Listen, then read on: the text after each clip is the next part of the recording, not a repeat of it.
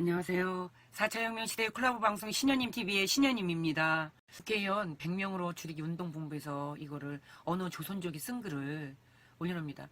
조선족들이 술 한잔을 마시면서 그래도 한국인이라는 그런 핏줄이 있을 테고 지금은 중국인이라고 얘기를 해요. 이 사람들. 여기 동네 고로케집에도 조선족이 일하더라고. 근데 중국인이라고 해요. 내가 조선족이라는 건 그 누구도 모른다. 난 조선족 사회에서 살지를 않으니까. 아래 내가 단 댓글 타고 가면 조선족들이 한국의 모든 여론을 조작하고 있는 걸 알게 된다. 보통 텔레그램 쓰는데 트위터도 많이 쓴다. 이런 게 한 100개 정도 된다. 그냥 비밀로 하려다가 진실을 모르고 평생 살아야 하는 한국인이 안쓰러워서 밝힌다. 참고로 한국인은 전체의 15% 정도이고 거의 다 조선족이다.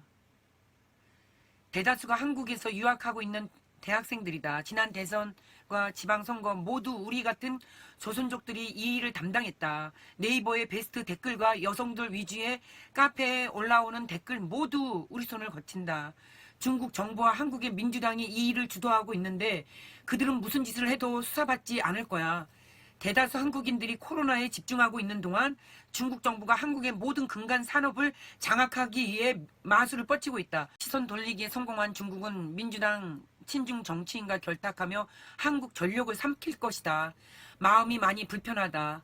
진실을 알려준 언론이 몇 개가 채 되지 않는다.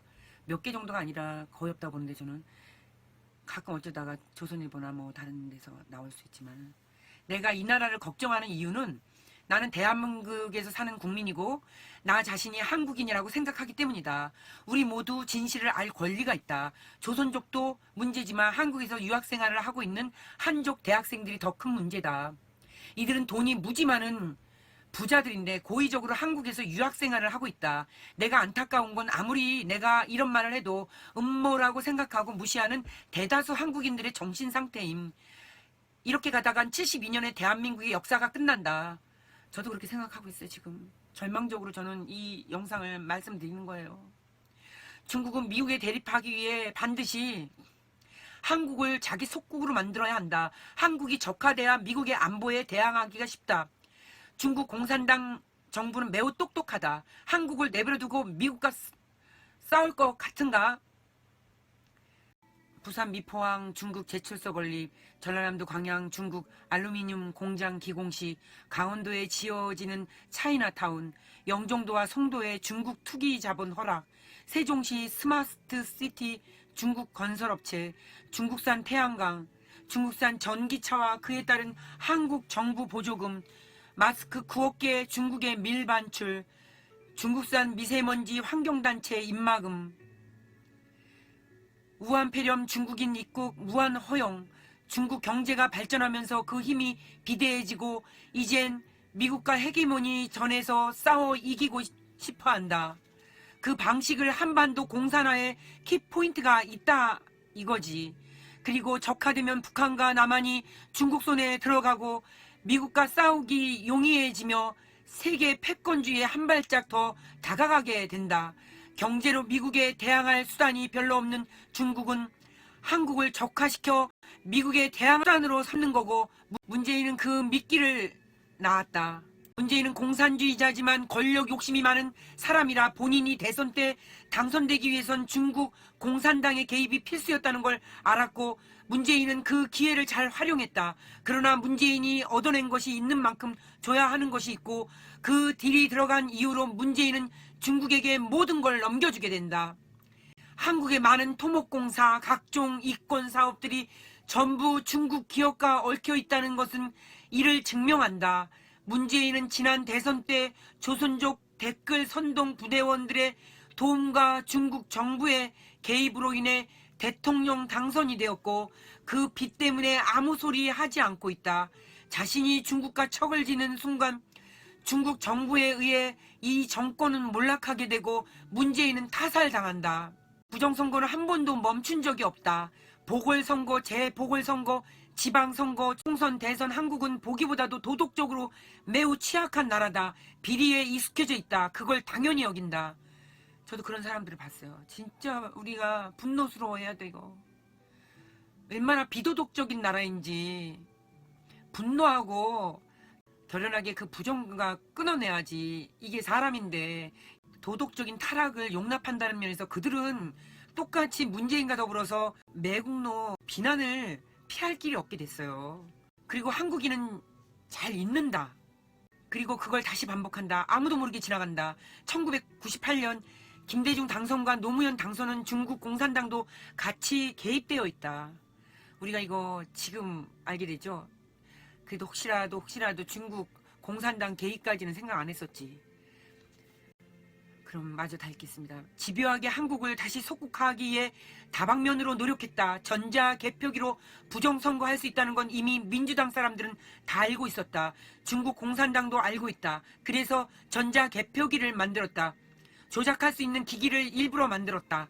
그리고 이게 편하다고 선동하기 시작했다. 그게 지금까지 이어져 내려오고 있다. 친중 정치인이 지금보다 그때가 훨씬 적었다. 그리고 중국 공산당이 스며들기에는 이명박, 박근혜 라인이 무적이었다.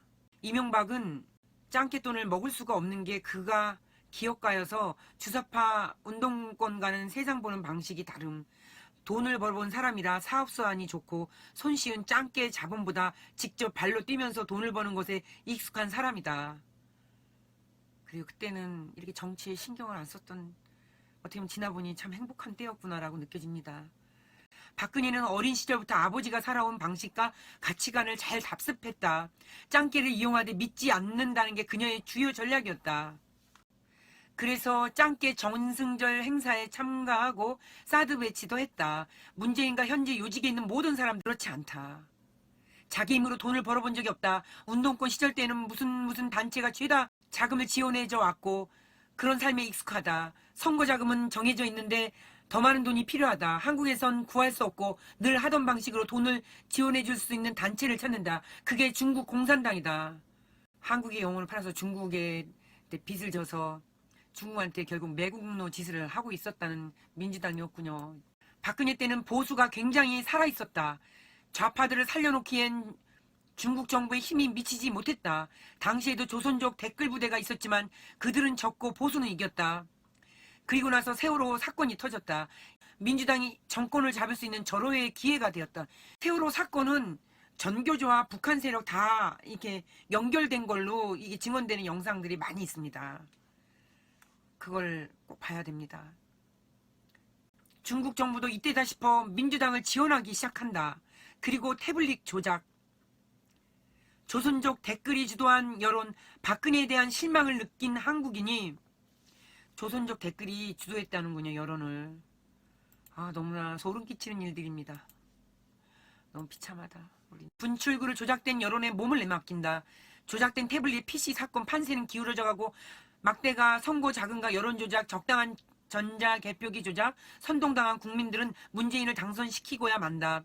이들은 위에 두 가지 사안이 아닌 한 한국인들끼리 지지고 볶고 하든 신경 쓰지 않는다. 한국인들 사이에서 굉장히 강한 반중 정서가 불어닥치면 그걸 잠재우기 위해 조선족 댓글 부대가 다시 투입된다.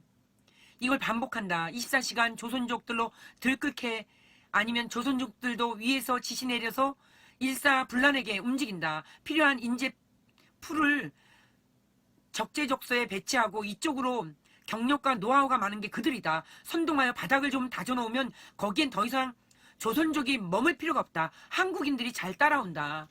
선동에 잘 속아넘는다는 겁니다. 결국은 우리나라 국민은 영혼도 없이 이렇게 휘둘렸다는 얘기입니다. 나라가 썩어질 대로 썩어진 상태에서 아직도 못 깨어난다면 문제가 있죠. 세뇌당하고 선동당한 한국인들은 그걸 다른 커뮤니티에 퍼뜨린다. 여기서 중요합니다. 세뇌당하고 선동당한 한국인들은 그걸 다른 커뮤니티에 퍼뜨린다. 일종의 온라인상 우한폐렴 바이러스인 것이다. 보배에도 조선족들이 들어가 관리하고 있다. 조선족 댓글 부대원이 없는 커뮤니티는 단 한 곳도 존재하지 않는다. 조선족 댓글 부대원이 없는 커뮤니티는 단 한 곳도 존재하지 않는다. 아, 줄 짝짝 치면서 명심하시고 주변에 퍼뜨려 주세요.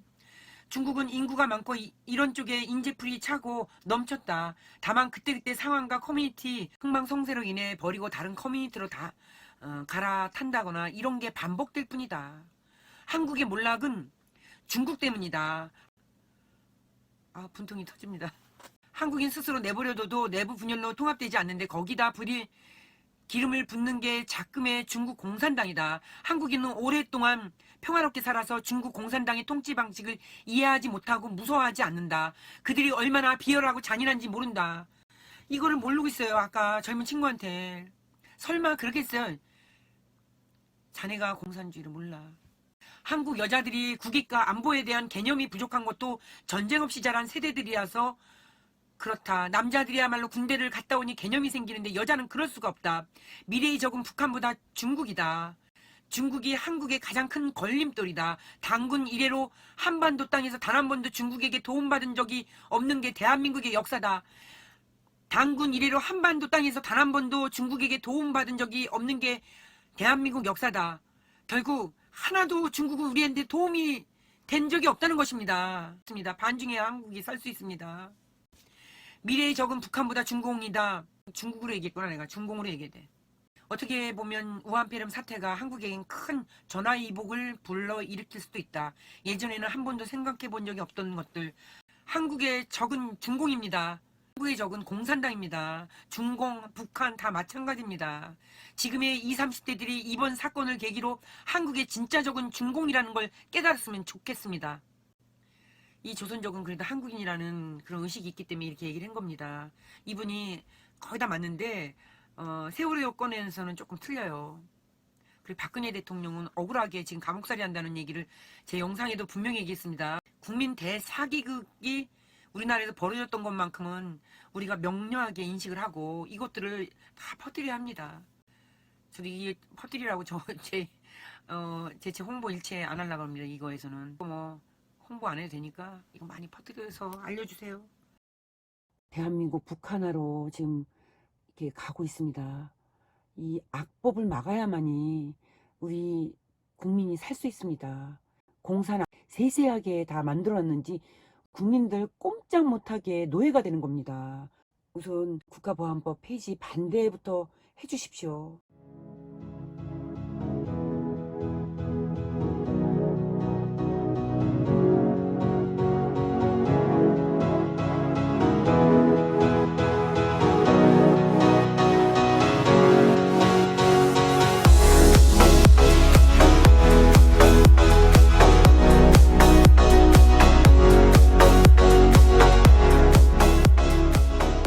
제 구독자가 아니신 분 좋아요, 구독, 알람 꾹 눌러주세요. 고맙습니다.